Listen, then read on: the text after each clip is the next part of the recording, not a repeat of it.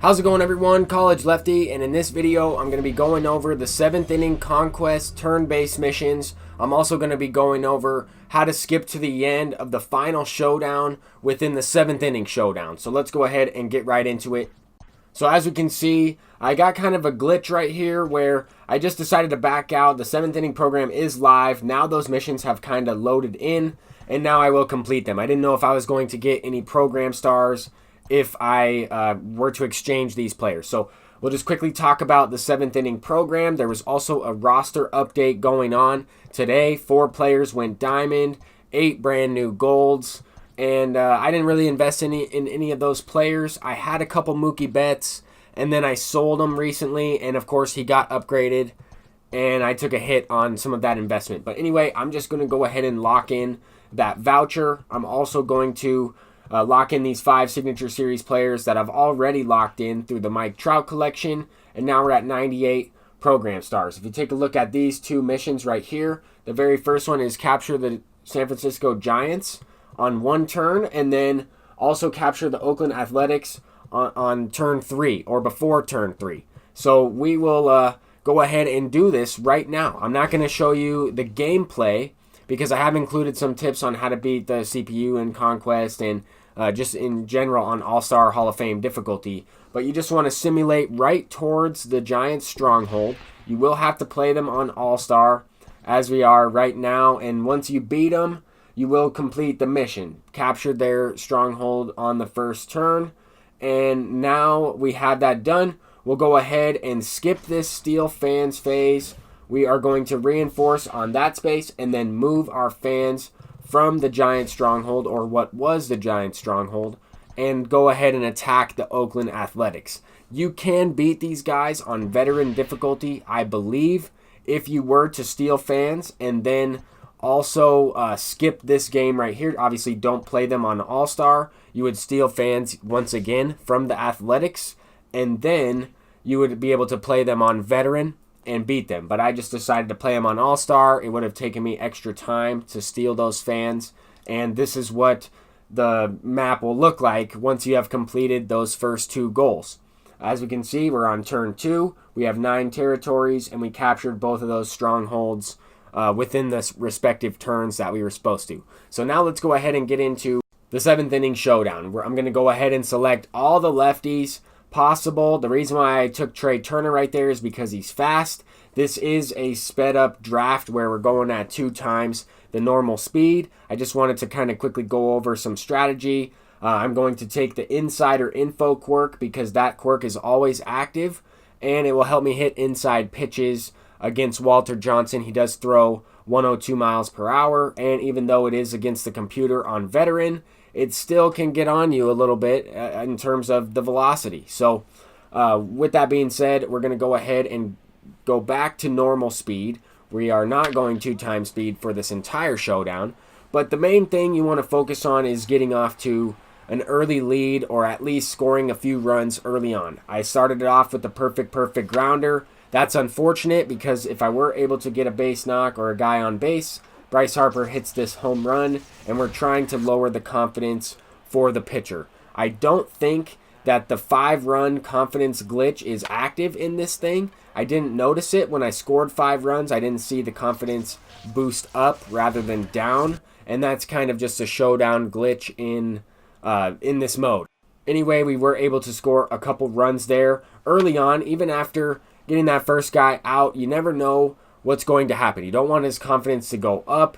You certainly don't want to hit into any double plays or strike out without scoring any runs first. I mean, you generally don't want to hit into any double plays or strike out anyway, but especially before you score any runs. You really want to tally a couple runs before something like that happens, just because the pitcher's confidence will be effective in that way. You want to lower it as much as you can early on. So we scored the 5 runs. His confidence did not go up in this way. If you watch some of my previous showdown videos, you will understand kind of what I'm talking about with the confidence.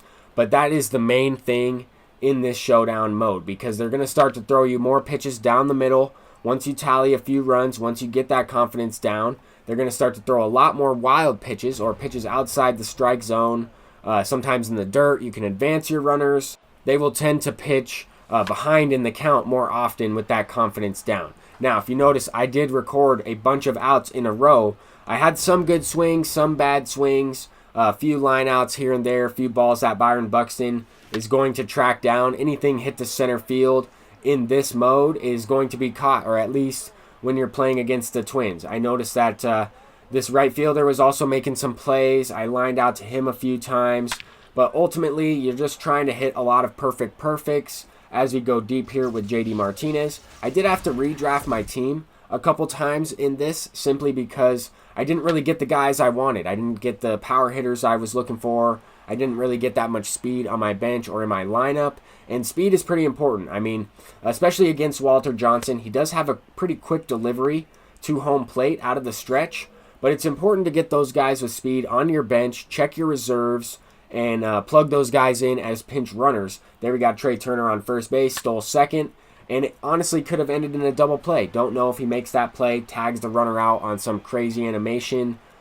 We might hit in a ground ball, and we might hit into a double play. So we're trying to avoid those things. We're trying to manufacture runs. Every run counts, and those double plays really cost you runs ultimately because these innings don't reset or anything like that. And I've done this showdown mode with this method a lot of times, probably close to 100 times, in where I've skipped to the end and completed this method down by 15 runs, scoring 16 runs with 20 outs remaining.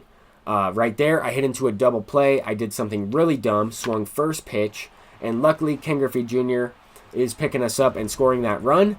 But if we don't hit into that double play, if we knock in a base hit, then we have guys on base. We have 14 runs in this situation, as 2 of those guys probably could have scored. And now we would end up winning it with Bryce Harper. Well, that's not the case. I hit into that double play, and that's going to come into play right here. I mean, Bryce Harper hits one into the gap. We're still down a couple runs, or at least we need to score 2 runs in order to win this. A few lineouts here and there. These perfect lineouts on veteran are going to happen. It is extremely frustrating, and I know because I've played this mode so many times, and I have failed it due to perfect lineouts. You know, I've gotten into a string of 4 or 5 of them in a row. Thought about posting some of that stuff in some of these videos as just evidence that it does happen to me as well. But I decided to kind of just focus on the positives and how to ultimately complete this showdown. So if you notice, I went to my bench here. I was not feeling comfortable with that last guy who is up, who's a right-handed hitter. I brought him in as a pinch runner. I only had like 69 speed on my bench. That was the fastest guy. But then Daniel Descalso hits a home run. We complete it. As you can see, we scored 17 runs, tallied 21 hits. We recorded 18 outs. And really, you can only record 19 outs if you want to complete this successfully. Once you record that 20th out, even if you are scoring a run or tying up the game at that time, then you still will fail the showdown. So I just wanted to kind of go over that as well. We have about 170 program stars now towards the 7th inning program already. By completing a couple of those Conquest games, they gave me a few program stars. I locked in that voucher, completed a daily mission, and then, of course, completed that showdown. Now, once we complete Conquest, we'll actually be up above 200, and then however many we get by completing some of those stronghold games as well. So I kind of just wanted to open up some of these packs. Hopefully we can pull 1 diamond out of here. I know that some of these guys might look a little different. I know Byron Buxton was a silver. He went up to a gold. A couple guys got upgrades, and a couple guys got downgrades. I know Mookie Betts went up to a 92. I know Cody Bellinger got downgraded. I think the diamonds were... Here's a diamond. But the 4 players that went diamond, I believe, were Lance Lynn, Charlie Blackmon, Juan Soto, and Trevor Bauer. There were a list of 8 golds or 8 silvers that also went up to a gold. That list is a little tougher for me to remember. I know Yohan Moncada was in there, Buxton, a couple different guys, Mike Yastrzemski, a few different players that were due for an upgrade or at least on that gold watch. They also went over some risers during their live stream, but I didn't invest in the roster update. I figured I would talk about the 7th inning showdown, the 7th inning conquest, turn-based missions, and as you can see, we got Sergio Romo, who actually is amazing. He has 5 pitches, and I should have included his attributes, but maybe I'll go ahead and tweet those out, link the tweet to the bottom of this video. But thank you all for watching. I'm College Lefty, and I'll see you guys in the next one. Peace out.